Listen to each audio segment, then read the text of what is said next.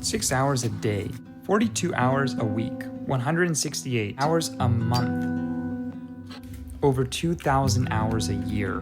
This is the average amount of time people spend on their phones. If that's not disturbing enough, they're estimating anywhere from 9 to 25 years of your life will be gone due to technology, due to your phone. Today, I'm going to go through the step-by-step process on how I was able to succeed in digital minimalism and how you can do it too. Let's get into it.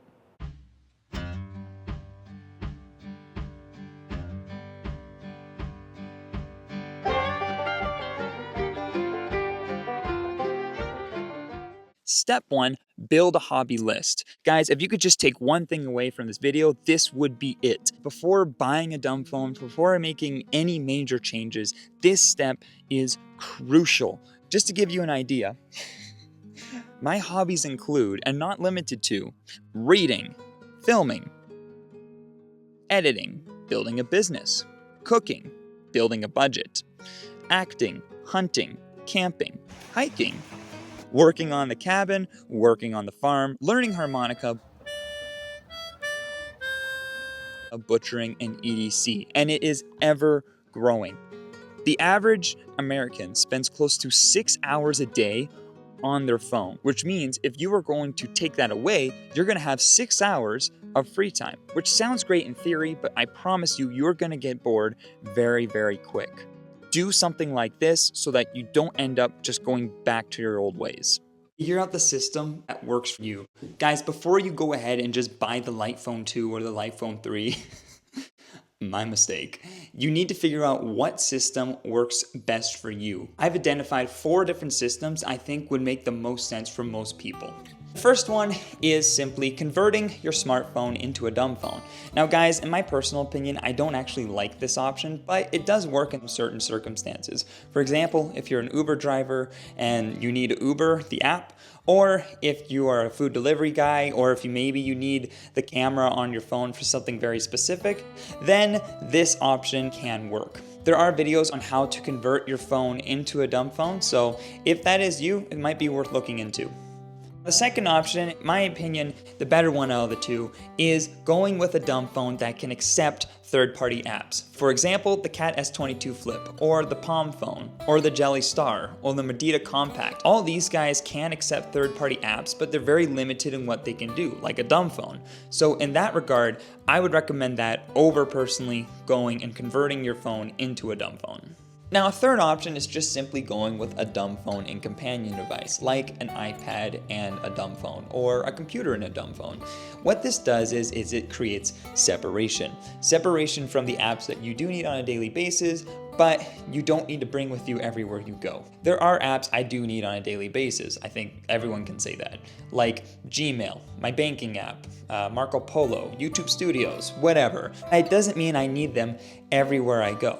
What I like about this setup is that it does create that distance. I can leave my device at the cabin as I go and do whatever I need to do. And this is why it is crucial to buy a phone that specifically fits your needs. I need a phone that obviously does call and texting, but I also need on top of that something that has navigation and weather, because I won't have another device with me, so I would like to have that in a pinch. So I ended up going with the Sunbeam F1 Pro. Regardless of what dumb phone you choose, make sure that the phone does fit your specific needs. The fourth and final setup is simply just going straight dumb phone. Now for most people, that's probably not going to end up working out, but it does work in some use case scenarios. If you're somebody that didn't really grow up with a lot of technology, so you don't have specific apps and stuff like that you need on a daily basis, then just go straight dumb phone. Forget about all the other devices. I know a few people where this does work, but for the majority of us, maybe not the case. Do your research. If you ended up going with option 1 or option 3, this step is crucial in succeeding in digital minimalism. There are specific apps and tools in almost any device that are able to make it much easier for you to succeed in digital minimalism. For example, screen time with Apple or digital wellness with Samsung. But there's also tons of third-party apps that you can use as well. By doing your research, you will be leaps and bounds ahead versus the person that didn't. I have an iPad mini as my companion device to my flip-up phone, and using Using just screen time, I'm able to make it that there's no browser and no app store on that device, so I'm not tempted to go and waste time. Just to give you an example of how specific you can get with screen time, behind me is my family computer, and I give myself an hour a day to watch things that are entertaining.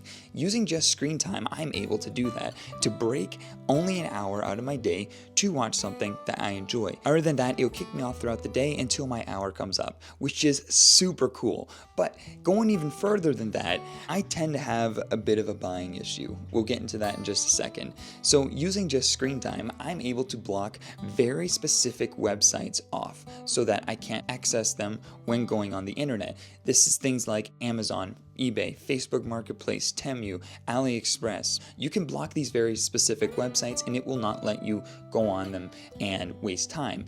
So for me and impulse spending, that helps a ton. Do your research into things like screen time or whatever default app you might have, because you might be surprised of just how specific you can actually get just using these default apps that they have.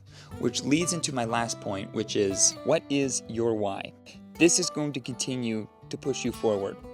This is what's going to remind you why you're doing this. It could be anything. Maybe you're struggling with very specific things on the internet. Your why might be because I want a stronger relationship than what's behind a screen. Maybe you're dealing with horrible betting issues. Your why might be because I want to retire and have financial freedom. Maybe you're like me and you're dealing with impulse purchases. Maybe your why might be, my value is determined by me and not by the stuff I buy. Regardless of the reason, I think this is going to drive you the furthest. This is what's going to give you motivation. I said earlier that it started with impulse purchases, which is true. That was the case. But I think now more so, my why for doing this, for doing everything I'm doing in life is because I want to live. I don't want to exist anymore. I know what existing feels like, and it scared the hell out of me. And it gave me the motivation to live differently. I want to be someone of value. I want to look at my life and feel fulfilled and feel at peace when my time comes. I want to look at life from that perspective. I want to live.